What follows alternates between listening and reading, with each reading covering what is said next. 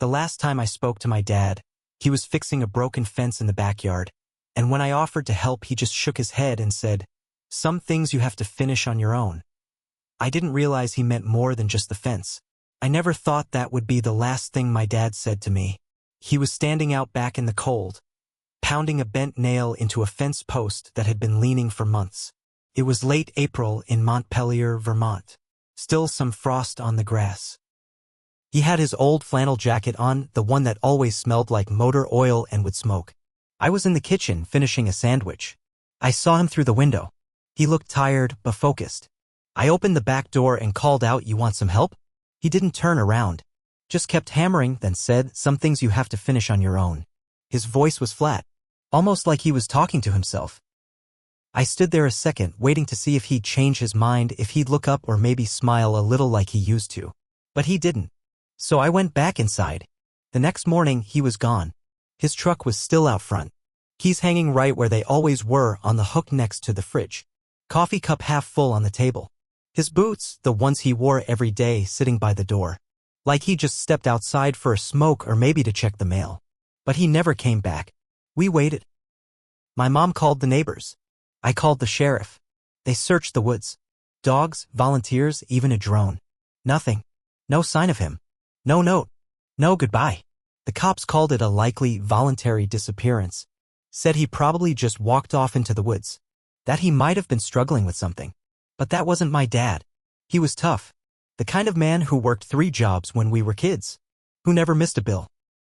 Who fixed his own truck with duct tape and scrap metal when we couldn't afford parts. He didn't run from problems. He met them head on. And I knew something wasn't right. 2 weeks after he disappeared, I went into the garage. I'd been avoiding it. It smelled like him in there, oil, dust, sawdust, and that weird lemon cleaner he used on his tools. I was looking for a socket wrench, but I knocked over an old crate under the workbench. A few papers spilled out, and when I reached down to gather them, I noticed one of the floorboards was loose. Under it was a manila envelope. No name, no markings, just sealed tight with old yellow tape. Inside were 5 photographs, a crumpled receipt from a hardware store about an hour south of us, and a short note. 3 words. Find out why. That's when everything changed. That's when I knew this wasn't just a man walking away from his life. My father didn't leave. Something took him. And I was going to find out what. I looked at the pictures for a long time that night. They weren't family photos. They weren't anything I'd seen before. Just grainy black and white prints. One was of a man in a dark coat standing in front of an old warehouse. Another showed 2 people talking near a chain-link fence. One looked like my dad, but the angle was off and his face was turned. The third one was weirder, some kind of document, maybe a contract, but the picture was too blurry to read. The last 2 were even more strange. One was a photo of a silver pickup truck parked outside a small motel. The other was just woods, trees, snow, and in the corner, barely visible, a shovel. The receipt was dated 6 months before he vanished. It was from a place called Holcomb Hardware in Bar. It listed a few ordinary items, paint thinner, nails, a pry bar, but also one odd thing, a padlock and chain. That night, I stayed up late in his garage, just sitting there, staring at the envelope. I tried calling my mom to ask if she knew anything, but she didn't answer. That wasn't strange. She and my dad had been separated for years, but still, something about her silence felt off. The next morning, I drove to Bar and found Holcomb Hardware. It was a small place run by an old guy named Rick who'd been behind the counter since the 80s. I showed him the receipt and asked if he remembered the sale. He squinted at it. "That's our printout, all right. April 6 months back? Yeah. I remember this one. Your old man came in looking nervous as hell. Bought what's on there, paid in cash. Said he was fixing up a hunting cabin." "A cabin?" I asked. Rick nodded. Said it was his father's way out past Millstone Hill. Real off-grid. We used to have hunters come through that area all the time in the 90s. Not anymore. Too many bear sightings. I thanked him and left, my hands shaking on the steering wheel. My dad never mentioned a cabin. He hated hunting.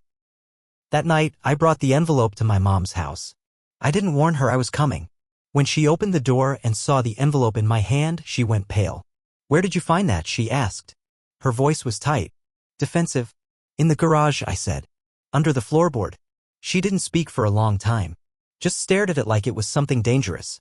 Your father made mistakes, she said finally. Big ones. You need to leave this alone. What kind of mistakes? I asked. But she just shook her head and closed the door in my face.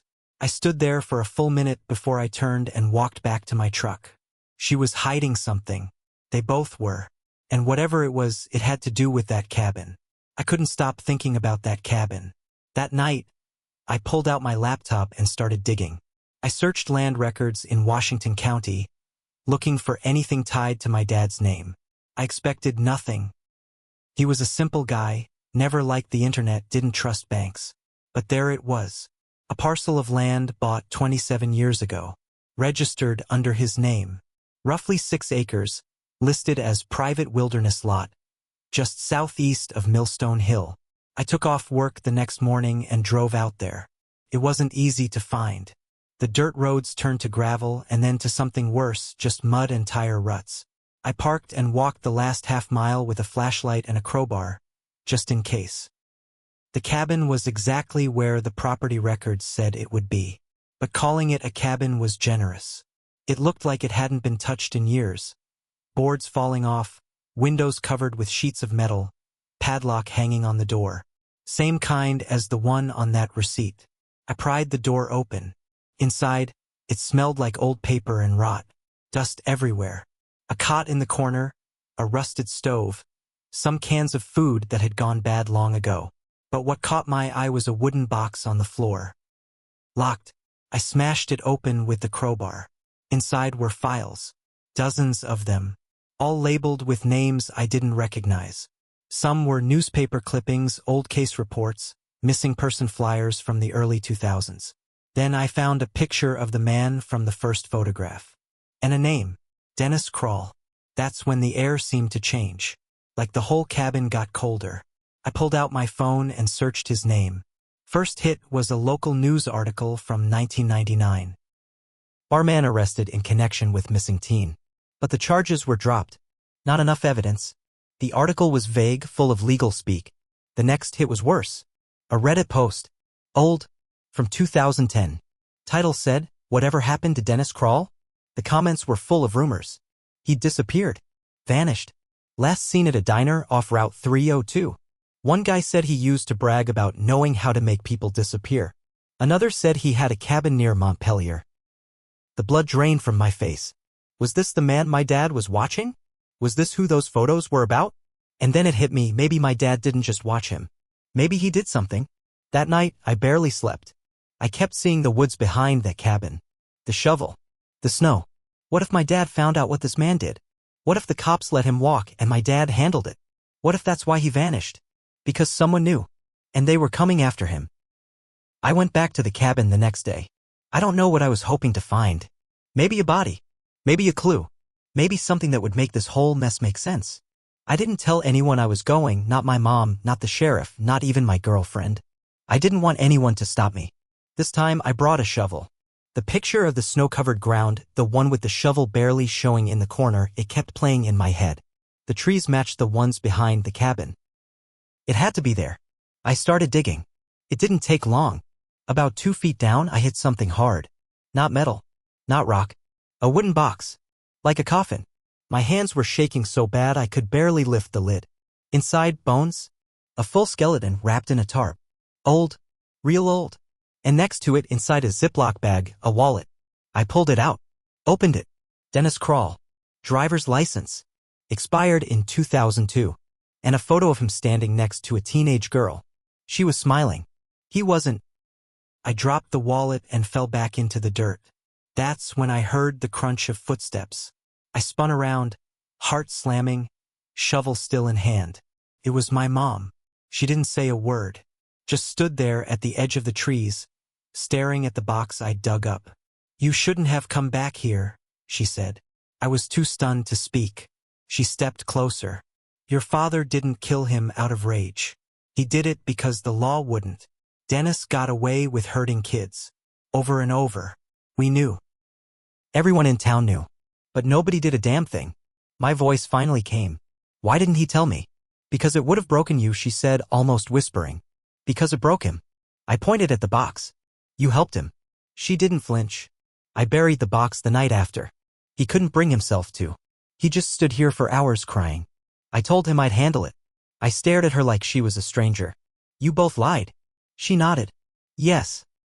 And we would have kept lying forever if you hadn't gone looking. I didn't know what to do. I didn't know what side to be on anymore. I turned the files over to the sheriff, I said quietly. All of them. The reports. The pictures. Everything. Her eyes widened. You what? I nodded. Last night. I couldn't carry it. I didn't want to end up like Dad. She stepped back like I'd hit her. You don't understand, she said. Those files. They're not just about Dennis. There are others. Names that matter. People who are still walking around. I froze. What? She looked at me, tears forming. Your dad was digging into something big. Dennis was just the start. He found out about 3 more. People with power. He wasn't just trying to get justice. He was trying to burn it all down. My stomach dropped. That's when I realized this wasn't over. This was just the start. And maybe my dad didn't just disappear. Maybe he was taken. Or maybe he ran because they were coming for him. And now they'd come for me too. I left the woods that night with one thought: some things you have to finish on your own. My dad was right. I couldn't save him. But I could finish what he started. Even if it cost me everything.